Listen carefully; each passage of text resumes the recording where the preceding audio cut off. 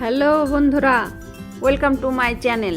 আজকে আমি আপনাদের সামনে ভিডিও নিয়ে চলে এসেছি কাজকি লেবু সংরক্ষণের পদ্ধতি। এই বর্ষার সময় প্রচুর লেবু বাজারে পাওয়া যায় কম দামে, আবার যাদের গাছ আছে তাদের গাছেও প্রচুর লেবু হয়। প্রথমে আমি লেবুগুলোকে ধুয়ে পরিষ্কার করে অর্ধেক করে কেটে নেব। সমস্ত লেবু কাটা হয়ে গেলে আমি লেবুর রসটাকে একটা বাটিতে চিপে নেব। এই লেবুগুলো আমার বাগানের লেবু। একসঙ্গে বেশি লেবু কাজকি লেবুগুলো খাওয়াও যায় না, আবার ফ্রিজেও বেশি দিন ভালো থাকে না। আপনি যদি এইভাবে লেবুগুলো সংরক্ষণ করে রাখেন তাহলে অনেক দিন 6 মাস 7 মাসও থেকে যাবে, কোনো অসুবিধা হয় না, নষ্ট হয় না। আমার সমস্ত লেবু চিপা হয়ে গেছে। এরপর আমি লেবুটাকে ছেঁকে নেব, লেবুর রসটাকে। আমি লেবু রসটাকে ছেঁকে নিলাম। এরপর একটা কাঁচের বয়াম নিব। ওই বয়ামে আমি চামচের সাহায্যে পুরে নেব।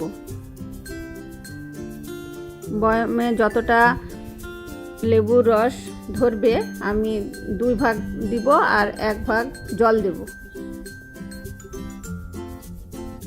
জলটা দিয়ে ঢাকনা এঁটে আমি ফ্রিজে রেখে দেব। এই লেবুর রসটা আপনি যদি 6 মাসও রেখে দেন নষ্ট হবে না। আর বাকি লেবুর রসটা আমি আইস ট্রেতে দিয়ে দিলাম, দিয়ে আমি এটাকে বরফ জমিয়ে নেব।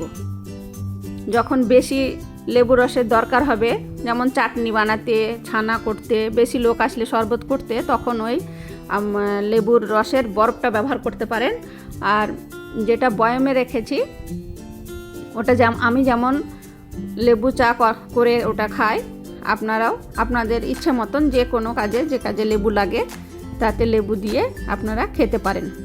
আমার ভিডিও যদি ভালো লাগে অবশ্যই লাইক, কমেন্ট এবং শেয়ার করবেন। ভালো থাকবেন, সুস্থ থাকবেন। আবার দেখা হবে নতুন একটা রেসিপির সঙ্গে খুব তাড়াতাড়ি। দেখুন কত সুন্দর লেবুটা দিলাম, কালারটা, লেবু চায়ের কালারটা চেঞ্জ হয়ে গেল। এভাবে লেবু সংরক্ষণ করলে আপনার লেবু কখনোই নষ্ট হবে না, ওয়েস্ট হবে না। আমার গাছের যেমন লেবুগুলো আমি এইভাবে সংরক্ষণ করে অনেক দিন পর্যন্ত খাই।